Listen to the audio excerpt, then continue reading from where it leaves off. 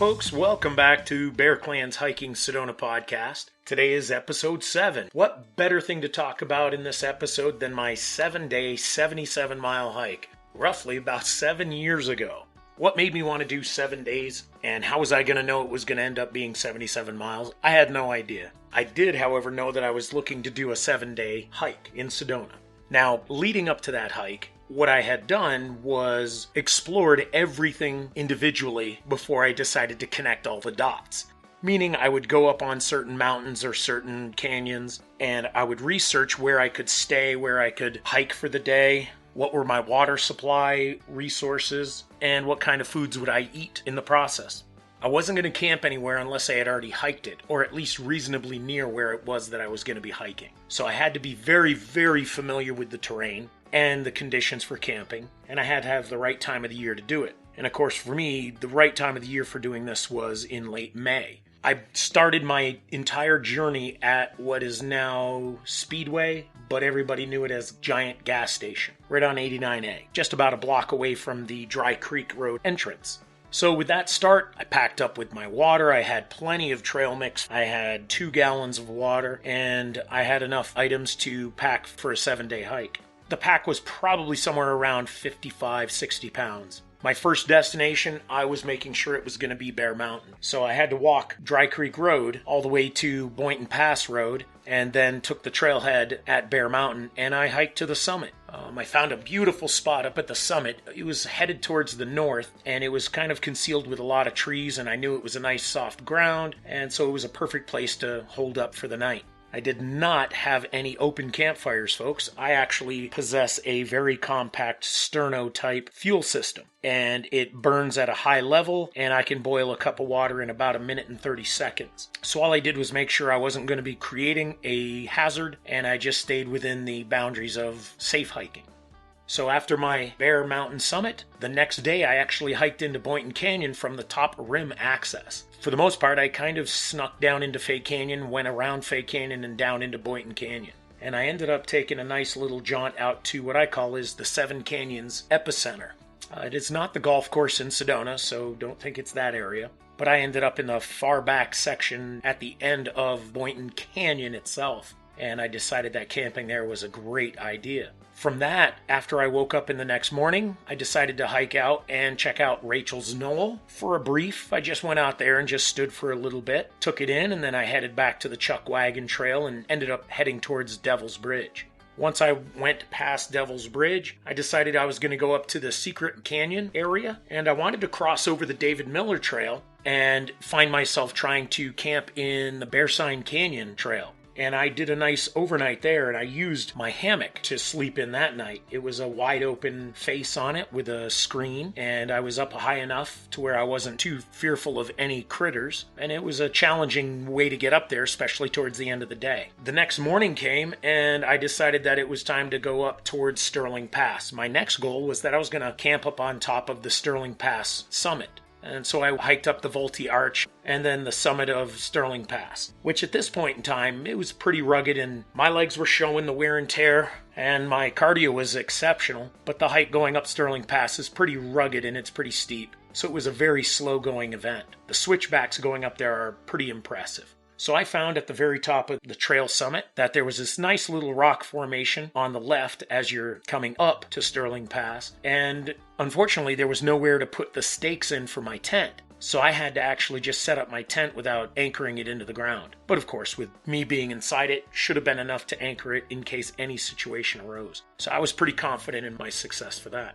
Then after waking up early in the morning, I was also down in water to about 2 inches of water in the bottom of my bladder. And I had already gone through the water that I needed for that day prior. But I also knew, folks, that there was a nice little Dairy Queen on 89A that I was going to hike to and have an incredibly carb-filled breakfast. So my early departure on Sterling Pass was grand.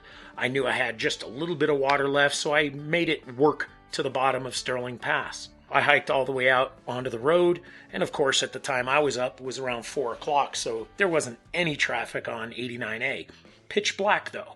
So I made my way to the Dairy Queen, and as I walked up to the entrance, I noticed things weren't really alive at that time. There was nobody there, the lights were off. And unfortunately, the sign said, "We'll be open at 9. So guys, I had about 2.5, almost 3 hours of waiting time without any water. So I essentially had pulled my water resources to zero, knowing that I was going to be able to refill there. So I waited, and then 9 o'clock came. I saw the first person come in, and I told him what my plans were. And I said, I'm just ready when you are. Once you want to open the doors, let me in. I'm going to be getting a bunch of things to eat. So I loaded up with a good sausage, bacon, egg, omelets. I grabbed bananas. I grabbed extra fruit. I grabbed a lot of garbage food, and I mowed down for about an hour and change.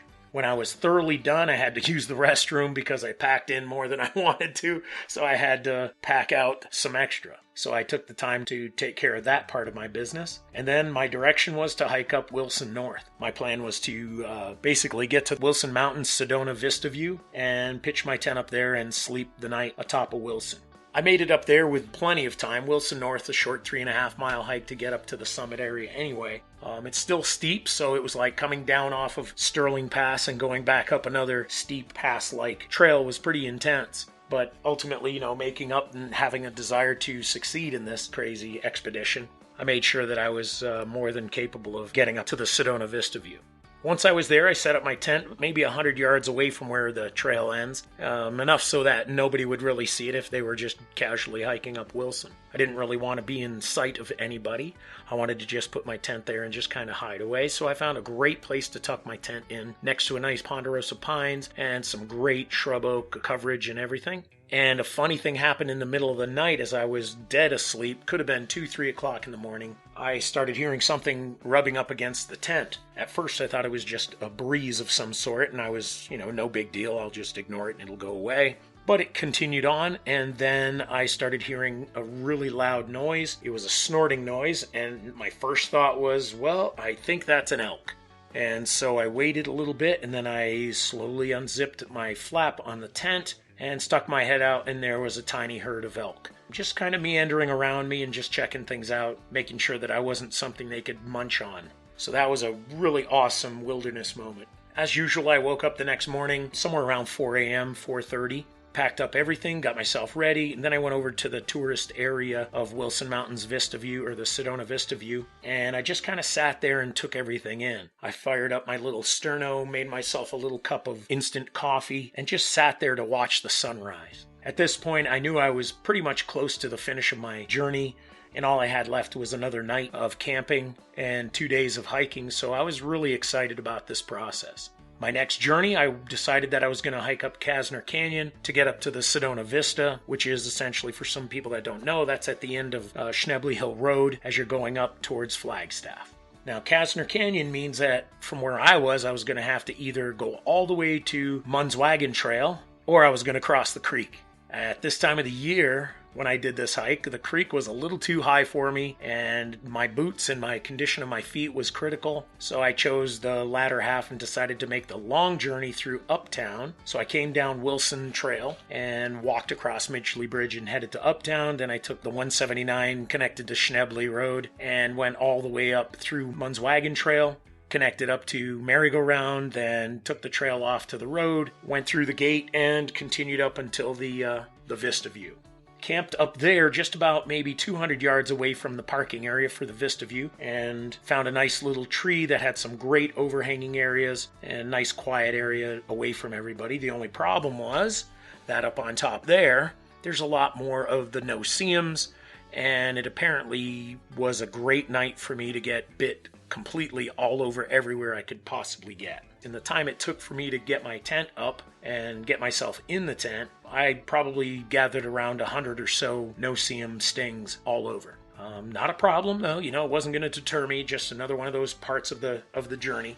The next morning, once again, leaving it around 4:15, 4:30, I reversed my hike. I hiked down Munn's Wagon Trail, came all the way back down, right down to Schnebly Road, and before I got to 179, I decided that it was time to connect myself with the Bell Rock pathway. So I decided that Marg's Draw was the ideal trail for that, and I started going down Marg's Draw, walking past Snoopy, and I maintained that path all the way connecting to the Broken Arrow Trail over on Morgan, and then connected to Little Horse around the Chicken Point area, and then Little Horse brought me to the Bell Rock Pathway. Probably, I think this was the longest mileage that I did in one day, and unfortunately it was the last day as well, so I was pretty beat up. But it was pretty good. I ended up going up to Bell Rock, which for me, before I became a local here, my visits every time I came to Sedona, Bell Rock was my first in and last out hike every time I came. So it was great to finish this one with the nice jaunt up onto Bell Rock's perch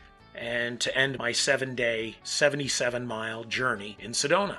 So when people ask me if I know what Sedona's like to hike, I guess I can always throw this at them and say, I think I know what it's like to live off the land. The trail mix I had lasted for about a day and a half, and from that point on until I got to the Dairy Queen, I tested out some living off of Joya cactus, prickly pear. I tried some agave, but that just didn't taste right and didn't feel right. Plus, it was only basically a sugar anyway, so it wasn't like it was going to benefit me. So I stuck to the prickly pear on occasion, grabbing the fruits here and there. Did a lot of juniper berries, manzanita berries when they were available, if they were available. I just basically tried living as much off the land as I could. As far as waters, because I was where I was at, I knew that there were a lot of water tanks, especially up on top of the ridge or up on top of the mountains. But I also knew that there were a couple of water tanks along the way that I'd be able to sneak in some water. And I have a phenomenal water filtration system in place anyway. So I had no fears about getting sick from any bad water or anything like that. So folks, there you go. 7-day, 77-mile hike from Bear. Episode 7. It was a pretty powerful event, and of course that just solidified my desire to become one with Sedona and just to stay here for the remainder of what I have for a life. I appreciate your time. I appreciate your desire to listen to my podcast. I hope you gain something out of this, and I hope you understand that everything I do is safety first above all. Everything else just becomes a beautiful part of that safety regimen that I take and ensuring that I'm going to be able to hike the next day. So thank you, folks. I hope you have a wonderful day. I hope your life is marvelous, and I hope your visit to Sedona is breathtaking and you bring back some pictures to share with as many people as possible. Just keep letting them know if they want to know about Sedona and how to hike, where to hike, when to hike. Give this podcast a listen, share it with them. It's free anyway, so it's not like it's going to cost you. Thank you very much, folks. Have a beautiful time.